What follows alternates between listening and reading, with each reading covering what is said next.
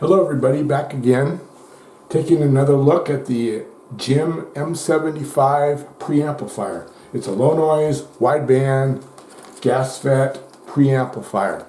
I described a problem I'm having with this in the previous video, where when I adjust the gain of the preamplifier with this knob, when I go all the way to maximum, intermittently the gain will drop all the way to the minimum value.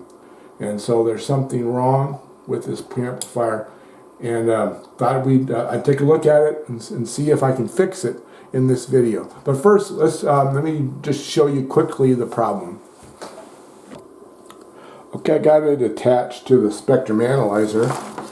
I'm going to hook 12 volt power into the preamplifier, turn the power supply on, and I'm going to turn on the tracking generator on the spectrum analyzer. So right now I got a total of about a minus 50 dBm coming into the preamplifier over here.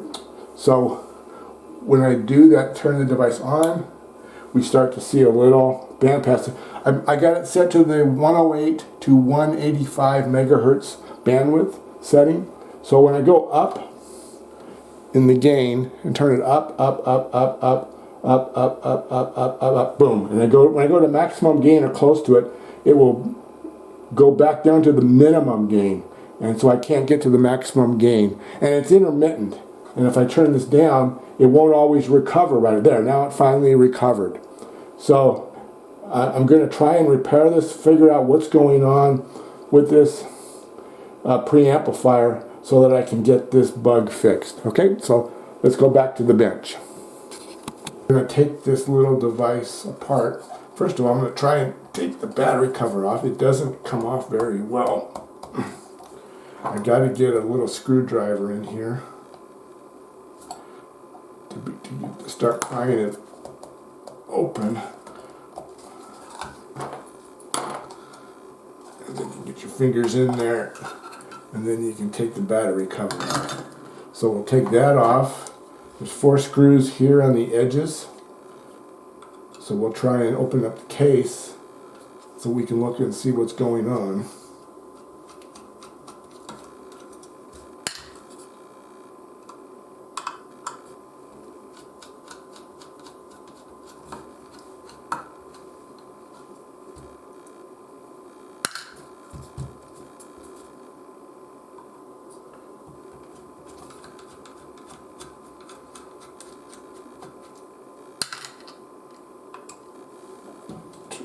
Spectrum analyzer to reduce some noise. I'm using the microphone on the camera, which I know picks up a lot of extraneous noise. So now we'll try it, open up this case. There we go. So that's the lid that's come off, and then that's what we can see. That most of the circuitry is on the other side of the board. Looks like this is the bandpass filtering stuff with some coils, and then you can see some little capacitors on that little board there. This must be the on-off switch in the gain pot. That's where we attach the battery. So it's time to start troubleshooting and doing some basic tests. So I'm going to turn it off. Get the ohm meter out. And we'll just start doing the basics.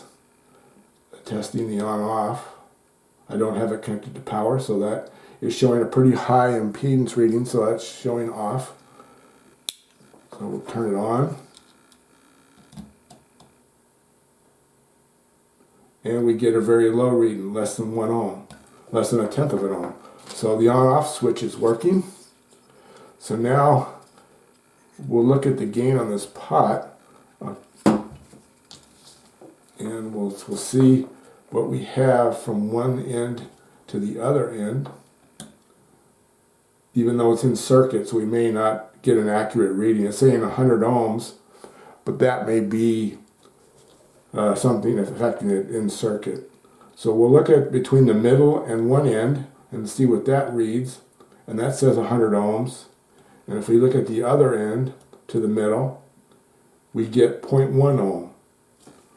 So that seems reasonable. So now we'll turn it, I'll turn up about halfway, and we'll look at one end to the middle. And it says about 100 ohms, the same thing, hasn't changed. And this one says, now it just changed. It was 0.1 ohm, but now it changed to 12.8 K. So I don't know what made it change. There's the 0.1 ohm.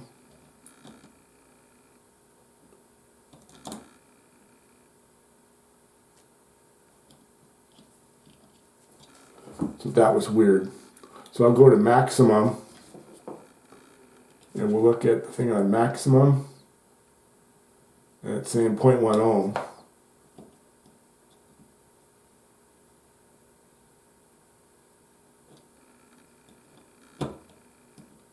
And now it's jumping all around. 2.K, 4K. So I mean that's kind of bizarre, as if there's something not quite right with this potentiometer. And looking on it, I know you won't be able to see this on the camera, but on this middle lug, it looks to be a cold solder joint.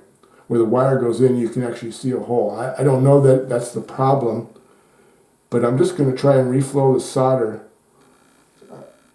I'd actually try and reflow it in all three terminals, and just to see if that has any effect. If not, we'll unsolder the wires that go to these terminals so we can take the circuit out of the potentiometer and to see if that's an issue. And I've still got 0.1 ohms.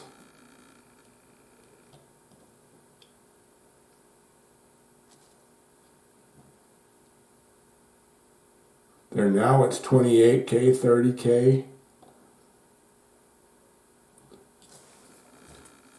Oh, I might have been touching some. I know what I was doing. I was touching this ring here instead of the tab. My bad. So that's 40K. Now if I go to maximum where the problem occurs, it says 97, 98K, 80, 90, 20.8. It's jumping all over the place.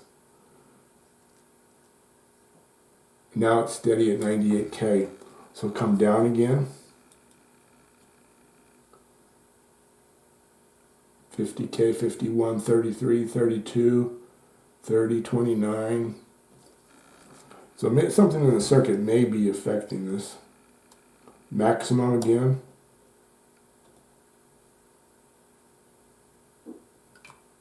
.98. So we just need to reflow the solder and just see if that has any effect on it. I need to get close here with my magnifying light.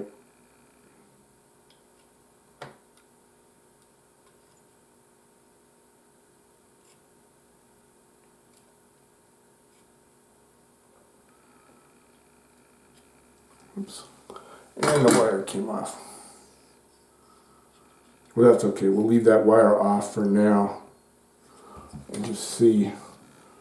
I am interested in seeing if just the potentiometer out of circuit, what it does.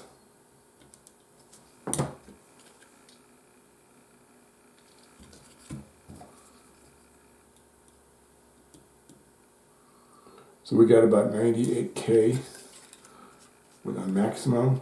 So turn it down a bit. And we'll see 17.9K.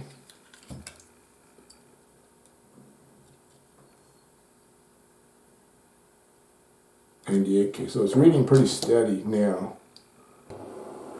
Okay, so I'm continuing to work on the M-75. As you can see, I got a spaghetti wires going here. I finally got frustrated with all the stuff on this potentiometer, the gain pot here. And so what I done, I unsoldered all the leads from the gain pot, left the on-off switch there, and I've jumpered to another 100K pot right here, external. And take a look at this right here. I can turn this pot, and it's as smooth as could be, and it works perfect now. So the problem is the potentiometer part of this thing is intermittent and it's just not working. So I'm going to have to find a ganged 100K with an on-off switch pot to put in here. I may try cleaning it, but cleaning has never been a permanent solution. But I can adjust this back and forth now with no problems whatsoever. I can't turn another band position, but because I'd have to upset all the wiring here to get to the underneath. So that's working great now. Good news is this will be fixed. I fixed it by bypassing this potentiometer. So I'm going to try and clean it and see if cleaning this works with some contact cleaner. I'm not holding out any hope for that because I think it's worse. And if not, then I will shop around for a ganged potentiometer, 100K potentiometer with an on-off switch. And I should be able to replace that and get this unit back and operating. So good news. So that should be it. Unless I have something else to tack on to the end here, that should be it. I got this M-75 repaired and it will be fixed shortly.